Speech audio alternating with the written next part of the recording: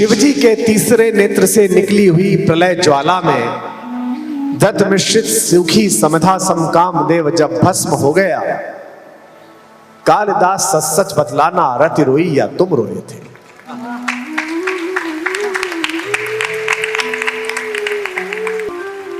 लेकिन कामदेव जब देह में ना रहे तो रति ने, उनकी पत्नी ने शंकर जी से कहा कि मेरा क्या दोष था, मेरे पति का क्या दोष था।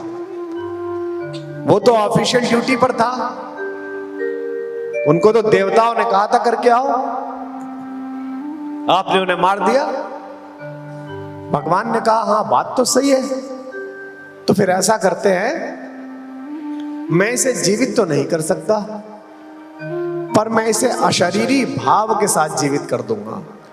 जब तक प्रकृति चलेगी तेरा पति हर मनुष्य के अंदर, हर जीव जंतु के अंदर विद्यमान रहेगा।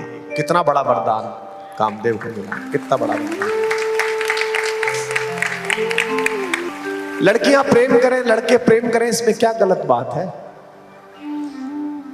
लेकिन कोई बिटिया प्रेम के आवेग में माता पिता की सलाह, बड़ों की समझाइश दरकिनार करके 35 टुकड़ों में बरामद हो, तो ये तो प्रेम का अपमान है।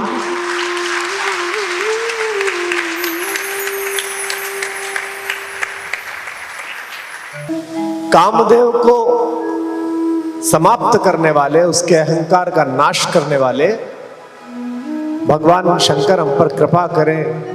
ऐसा रामकथा के अनन्यवाचक और सनातन धर्म की ज्योति, जिनकी कवित्व शैली के कारण विश्व भर में बची रही, पूज्य बाबा तुलसी ने ऐसा कहा। मैं सोचता हूं कि शंकर और राम एक दूसरे की पूजा करते हैं, एक दूसरे के सखा हैं, एक दूसरे के आराध्य और आराधना दोनों हैं, लेकिन ये कामदेव का संबंध दोनों से अलग अलग कैसे हुआ। जिस उज्जैनी में मैं बैठा हूं, इसी उज्जैनी के महान लेखक शकार विक्रमादित्य के नवरत्नों में से एक, भारत के सांस्कृतिक महाकवि कालिदास जी ने ऋतु संहार में जो वर्णन किया है, या आप्त कथाओं से जो वर्णन आता है, उसको पहली बार में पढ़ने पर मुझे कामदेव का कोई दोष नहीं लगा। मुझे लगता था बचपन से जब मैं पढ़ता था कि कामदेव का क्या दोष था जो भगवान शंकर की तीसरे आंख से निकली हुई प्रलय ज्वाला में वो भस्म हो गया। और कालिदास जी ने कामदेव की पत्नी रति के विलाप का इतना सुंदर, इतना रससिक्त वर्णन किया है कि नागार्जुन तो ये तक शंका करते हैं कि रति रोई थी कि आप रोए थे। शिवजी के तीसरे नेत्र से निकली हुई प्रलय ज्वाला में दत्त मिश्रित सुखी समधा समकाम देव जब भस्म हो गया, कालिदास सच सच बतलाना रति रोई या तुम रोए थे।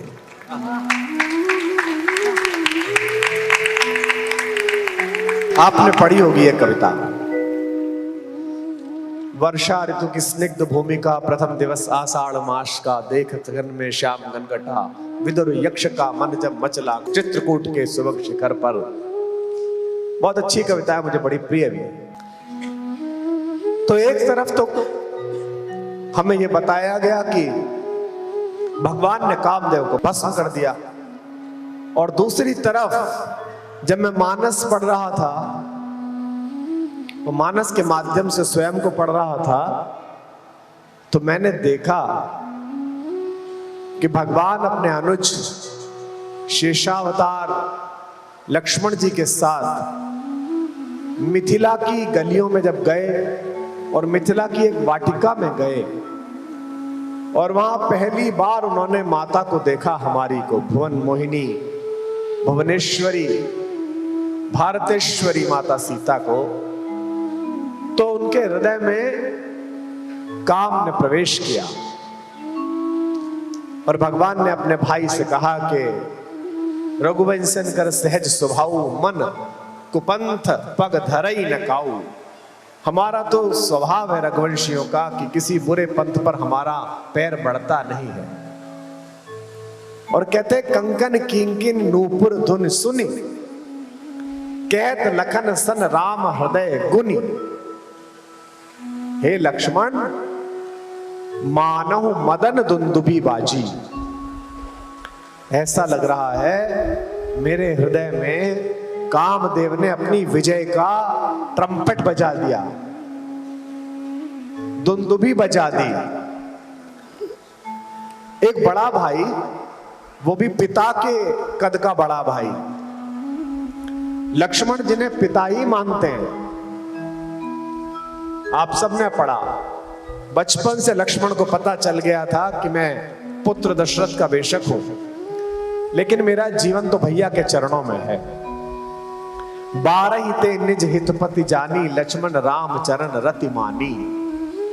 और मां से भी पूछने गए कि मां मैं जाऊं कि नहीं जाऊं, भैया जंगल जा रहे हैं, मैं अयोध्या रहूं कि चला जाऊं। तो मां ने कहा कि जो पे राम सिया बन जाई, अवध तुम्हार काम कछु नहीं। बेटा अगर राम और सिया जंगल जा रहे हैं तो अयोध्या। और मां ने यह भी कहा जहां राम तहां अवध प्रमाना। तू कैसी अयोध्या की बात कर रहा है, राम जहां बस जाएंगे वही अयोध्या हो जाएगी, ऐसा माता सुमित्रा ने।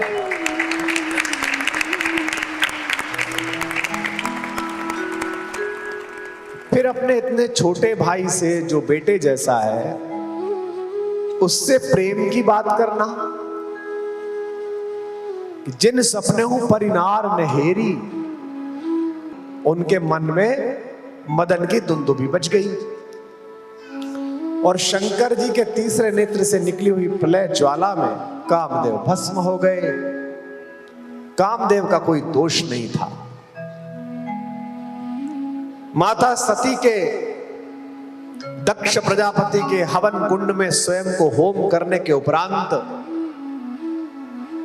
पूरी पृथ्वी में दग्ध हृदय लिए घूमने वाले शंकर को जब देवताओं ने सम्मिलित रूप से शांत होने की प्रार्थना की, तो त्रयाक्ष भगवान ने कैलाश पर्वत पर अपनी धूनी जमाई और वे साधना में लग गए।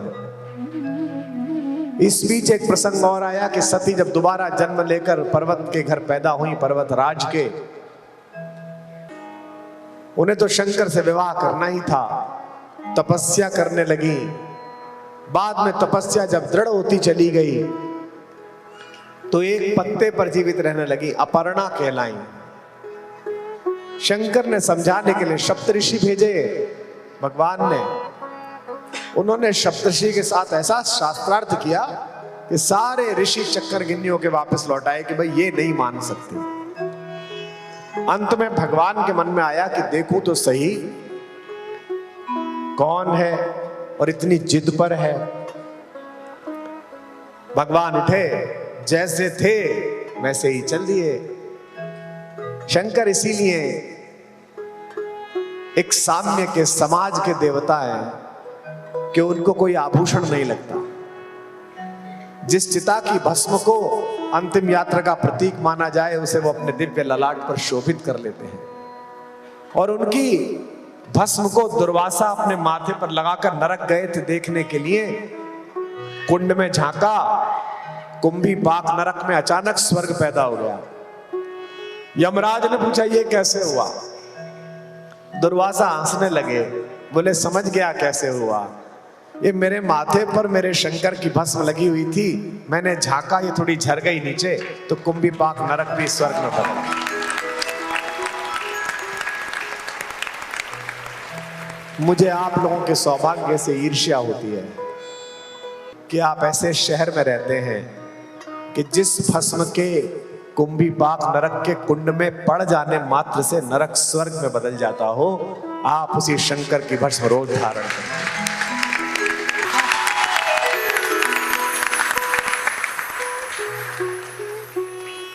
उसी रूप में शंकर निकले और पहुंचे।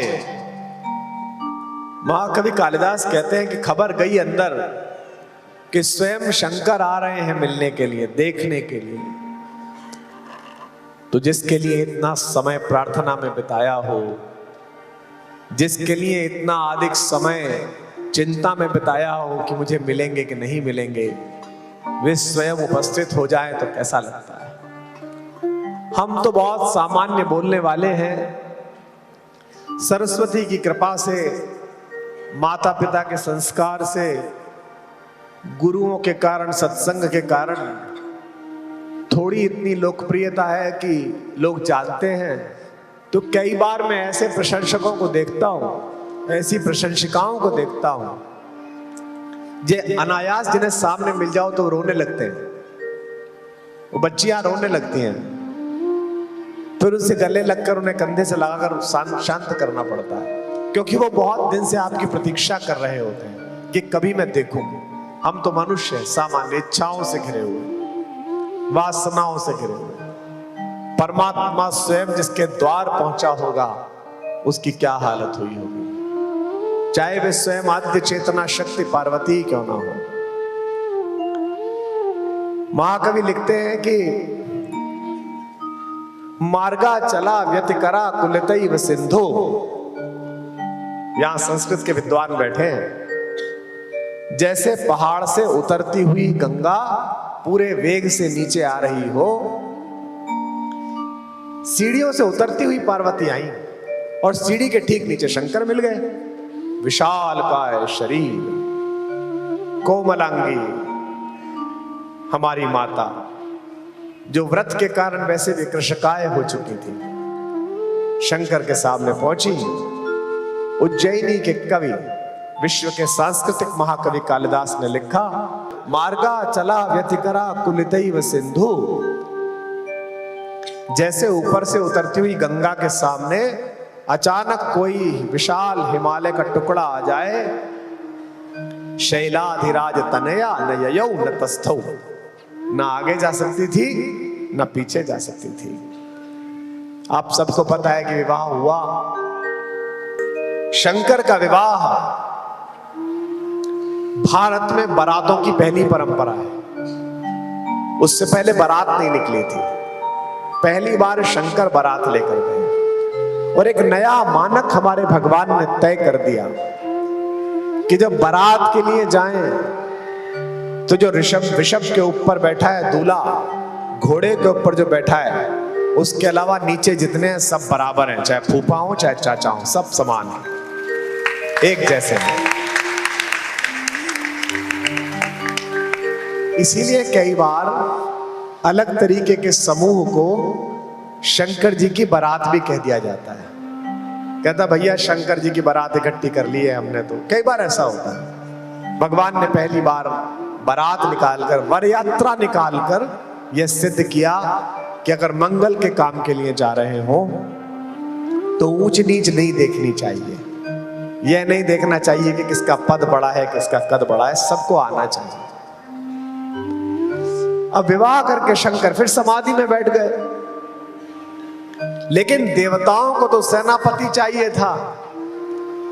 या तो शंकर मिले या उनके पुरुषार्थ का कोई अंश मिले। देवताओं ने मिलकर कामदेव से कहा कि भाई उनके मन में इच्छा पैदा करो, किसकी, कि वो संतति पैदा कर सके। एको हम बहुश्यामः, मैं एक हूं, बहुत होना चाहता हूं, ये इच्छा पैदा करो। कामदेव डेपुटेशन पे चले गए बेचारे, उनको क्या पता था कहां जा रहा हूं। उन्होंने पहले जाकर वहां वातावरण निर्माण किया। जैसे मेरे आने से पहले हमारी बेटी गा रही थी, हमारा ये छोटा प्यारा बेटा गा रहा था।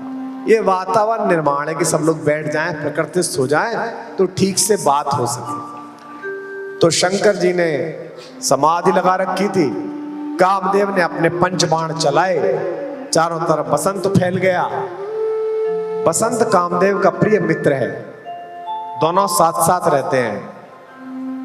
वैलेंटाइन डे मनाने वाली नई पीढ़ी को पता भी नहीं है कि जिसे तुम आज आधुनिकता समझ रहे हो, हमारी ऋषि परंपरा ने कौमुदी महोत्सव के रूप में यह सैकड़ों वर्ष, हजारों वर्ष पहले तय कर दिए। जब पूरे 1 महीने आमोद प्रमोद मनाया जाता था और प्रकृति तक नए वस्त्र धारण कर लेती थी। व्याख्या वैज्ञानिक हो तो नए बच्चों की समझ में आएगी। जैसे विक्रम संवत, मैं ईश्वर से प्रार्थना करता हूं इस मंच से कि भारत के पुरुषार्थी बच्चे बच्चियां मेरे जीवन रहते या मेरे बाद कभी वो दिन पुनः दिखाएं जब विश्व का कैलेंडर विक्रम संवत के अनुसार चलना शुरू हो जाए।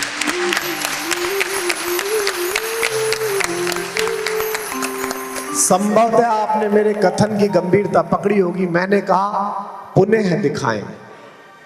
मैंने ये नहीं कहा कि हम कैलेंडर बदलना चाहते हैं। मैंने ये कहा कि जो कैलेंडर बदल दिया गया है वो पुनः वहीं लौटे जहां था। तो मुझसे कई मेरे विश्वविद्यालय साथी पूछते हैं कि आप ना कई बार पोंगे जैसी बात करते हो, पूरी दुनिया कैसे जनवरी से हट जाएगी और आपने कहां बनाया कैलेंडर। मैंने कहा भाई मैं तुझे पूरी तिथि संशुद्धि बताऊंगा तो 3 दिन बीत जाएंगे और मैं परमात्मा के काम में हस्तक्षेप नहीं करता। परमात्मा ने जिसको ज्ञानी बनाया है बहुत सोच के बनाया है, और परमात्मा ने अगर किसी को प्रचंड मूर्ख बनाया है तो वो भी बड़े श्रम पूर्वक बनाया है। उसको ज्यादा सुधारना, ज्यादा अच्छा बनाना अगर परमात्मा की इच्छा में नहीं है तो मेरे बस की भी नहीं है। मैं तो क्या ही करूंगा, तो क्या तुझे सुधारना। मैंने उसको बताया कि वर्ष प्रतिपदा से पूरे विश्व का कैलेंडर चलता था और तुम भी मेरे साथ चलते थे नए साल में। कैसे? पहला महीना मार्च, आओ मार्च शुरू करें। मार्च का मतलब क्या है? चलो अब मार्च को फैलाइए। मार्च, अप्रैल, मई, जून, जुलाई, कौन सा महीना आ गया? 7वां। क्या नाम है उसका? सितंबर। सितंबर। इसके बाद महीना आ गया 8वां, अष्टंबर, 8वां महीना। इसके बाद आ गया 9वां, नवंबर। इसके बाद आ गया 10वां, दशंबर। ये पहले से चलते थे, आज की बात नहीं, हजारों वर्षों से ऐसा ही चल रहा था। लेकिन राजनीतिक रूप से, सामरिक रूप से हम परास्त हुए। जो जाति अपना इतिहास आत्ममुग्धता में गलत पढ़ती रहती है उसे इतिहास को भविष्य में सुधारने का अवसर नहीं मिलता। आपको सदैव इतिहास ठीक पढ़ना चाहिए और इतिहास का मतलब ही यह है कि उससे सबक लिया जाए। तो शंकर जागे, शंकर ने देखा कि अचानक बसंत कैसे आ गया, बड़े प्रसन्न हुए। फिर उन्हें पेड़ के पीछे छिपा हुआ कामदेव दिखाई दिया। भगवान को क्रोध आया कि इसकी इतनी हिम्मत कि ये मुझ पर तीर साधे। तो उनकी तीसरी नेत्र से ज्वाला निकली। आजकल शरीर विज्ञान कहता है कि यहां कोई ग्लैंड है, पता नहीं उसका क्या नाम है, प्यूक्लिड ग्लैंड, सर्वाधिक संवेदनशील जगह है। ये आज कह रहा है 50 साल में, और हम लाखों वर्ष से कह रहे हैं कि शंकर के यहां पर एक नेत्र है जिसमें से संवेदना की अग्नि निकल सकती है। तब से कह रहे हैं हम। वो भस्म हो गया। एक कहानी ये हो गई। अंततः भगवान जागे और सेनापति कार्तिकेय का जन्म हुआ। देवासुर संग्राम में देवताओं को विजय मिली। लेकिन कामदेव जब देह में ना रहे तो रति ने, उनकी पत्नी ने शंकर जी से कहा कि मेरा क्या दोष था, मेरे पति का क्या दोष था। वो तो ऑफिशियल ड्यूटी पर था, उनको तो देवताओं ने कहा था करके आओ, आपने उन्हें मार दिया। भगवान ने कहा हाँ बात तो सही है, तो फिर ऐसा करते हैं, मैं इसे जीवित तो नहीं कर सकता पर मैं इसे अशरीरी भाव के साथ जीवित कर दूंगा। जब तक प्रकृति चलेगी तेरा पति हर मनुष्य के अंदर, हर जीव जंतु के अंदर विद्यमान रहेगा। कितना बड़ा वरदान कामदेव को मिला, कितना बड़ा वरदान। लेकिन यही कामदेव जब राम तक पहुंचा, मेरे मर्यादा पुरुषोत्तम तक, तो उनके हृदय में दुंदुभी बजने लगी।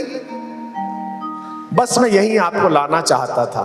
अब आप पहुंच गए जगह पर। क्या अंतर है इन दोनों के बीच? लड़कियां प्रेम करें, लड़के प्रेम करें, इसमें क्या गलत बात है? लेकिन कोई बिटिया प्रेम के आवेग में माता पिता की सलाह, बड़ों की समझाइश दरकिनार करके 35 टुकड़ों में बरामद हो, तो ये तो प्रेम का अपमान है।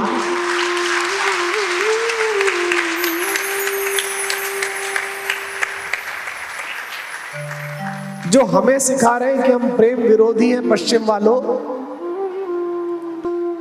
मेरे आराध्य भुवन मोहन कन्हैया का एक भी मंदिर आपको ऐसा नहीं मिलेगा जब उनके पार्श्व में उनकी प्रेमिका राधा रानी खड़ी ना मिले।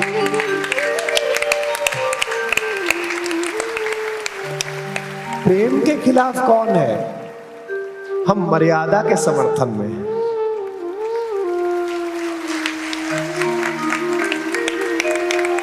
हम उस जलती हुई अग्नि के चारों तरफ होने वाले 7 पैरों के साथ सप्तपदी के पवित्र बंधन के समर्थन में हैं।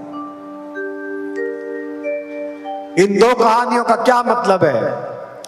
लता ओढ़ तब सकिन लखाए, श्यामल गौर किशोर सुभाए। माता ने भी देखा हमारे पिता को, और हमारे पिता ने भी देखा हमारी माता को, भारतेश्वरी सीता को, और प्रेम हो गया और विवाह भी हो गया। जनक ने कहा विवाह कर लो। एक राम कथा में यह भी आता है अध्यात्म रामायण में कि विश्वामित्र ने कहा विवाह कर लो। उन्होंने कहा पिताजी से आज्ञा मंगवाओ। विश्वामित्र ने कहा इसमें क्या समस्या है, यहां कर लो, पिताजी से आज्ञा से दूसरी कर लेना, तुम्हारे वंश में तो परंपरा है। इसे कहते हैं मेरे राम। उन्होंने कहा मैं तीनों माओं का समान लाडला हूं, पर मैं सोच सकता हूं मेरी बड़ी मां के बाद जब दूसरी मां आई होगी तो मेरी बड़ी मां के मन में कुछ तो दुख का अंश गया होगा, और इन दोनों माओं की स्थिति में जब छोटी मां आई होंगी तो दुख का और अंश गया होगा। कोई भी परंपरा रही हो, पर ये राम आज ये मर्यादा स्थापित करता है कि मैं विवाह करूंगा तो एक ही और एक पत्नी व्रत जीवन भर पालूंगा।